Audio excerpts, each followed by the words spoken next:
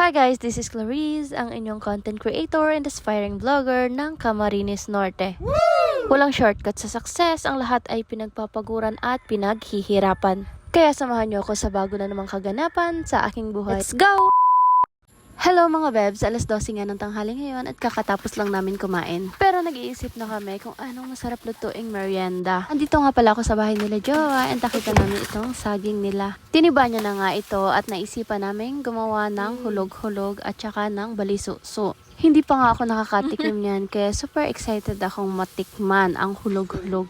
Ito nga pala mga bebs, yung saging na tinatawag na Marianas. Ito nga ay hilaw pa pero kung mapapansin nyo ay marami nang tinuktukan ng mga ibon. Ganito nga daw ang masarap gawing hulog-hulog. Hindi hinog pero hindi naman yung sobrang bata pa na saging. At hindi rin daw lahat ng klase ng saging ay pwedeng ihulog-hulog. At hindi rin naman basta-basta nakakabili ng Marianas na saging sa mga palengke. Halos bibihira lang din talaga nito makakita. Kaya siguro never pa akong nakatikim ng hulog-hulog na saging dati. Kayo mga bebs, nakatikim na ba kayo nito? Kung hindi pa ay halika panoorin kung paano ang pagluto nito. At syempre ang una nga namin ginawa ay balatan ang mga saging. Si Jowa na nga pala ang nagbalat niyan kasi sabi ko ako na bahala mag-iraid.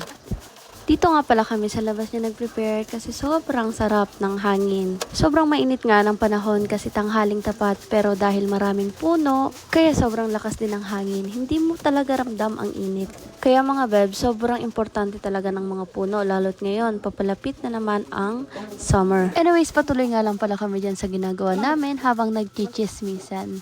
Charot! Tamang chismisan lang ang atake. Anyways, ganito na nga pala ang itsura nito pag nairaid.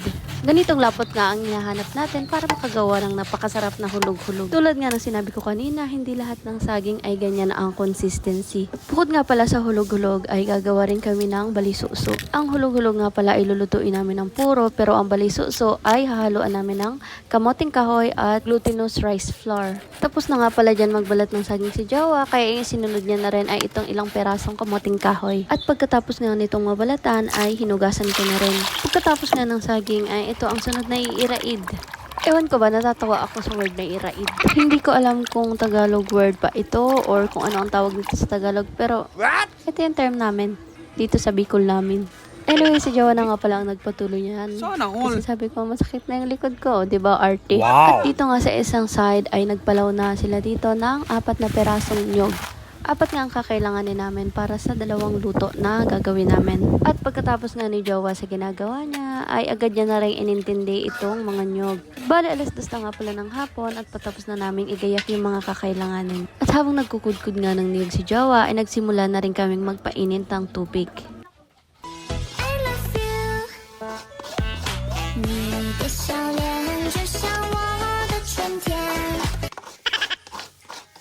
Anyways, at nung tapos na nga ay hinati namin sa 2 itong saging. Yung kalahati nga ay isinama na namin dun sa kamoting kahoy. Sineparate na namin yan kasi yan yung gagawin naming balisuso. Pero ang una namin lulutuin ay yung hulog-hulog.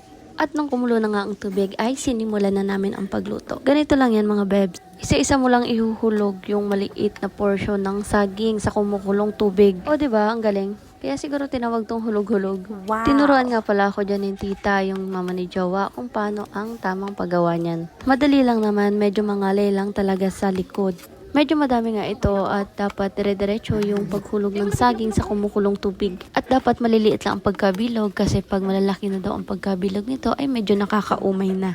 At huwag kayong mag-alala kahit sunod-sunod ang paghulog nyo ng saging ay hindi po yan magdidikitan. At mananatili pa rin intact ang mga bilog niyan. At pagkatapos nga mailagay mga saging ay naglagay kami ng asukal. Ito nga ang una namin nilagay na pampalasa. Yung saging kanina ay wala kaming nilagay na kahit na ano. Agad din namin nilagay yung pangalawang gata. Ang paglagay nga ng asukal mga bebs ay tansyahan lang. Syempre, depende pa rin sa preference nyo. Pero as much as possible, wag nyo sosobrahan para hindi kayo maumay.